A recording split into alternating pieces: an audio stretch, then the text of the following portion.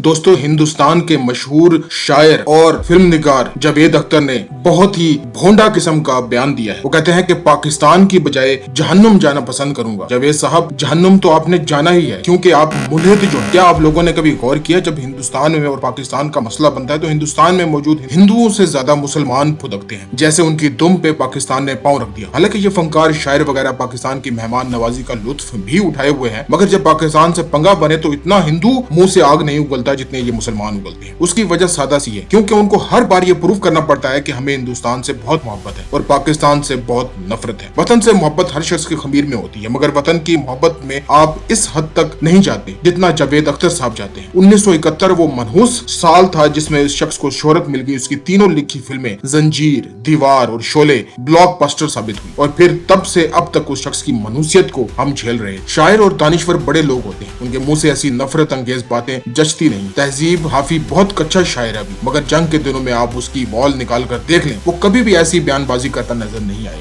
ऐसे बयानात के लिए फौज और हुकूमतें काफी हैं। एक फनकार, एक शायर को इस किस्म के बयानात नहीं देने चाहिए। इससे अच्छा तो वो इंडिया के शायर राहत अंदौरी साहब हैं, जिन्होंने क्या खूब इरशाद फरमाया है और क्या समंदर को कूजे में बंद किया। सरहदों पर बहुत तनाव है क्या? अरे कुछ बता दो करो, कुछ बता दो करो। चुनाव है क्या और खौफ बिखरा है दोनों समतों में।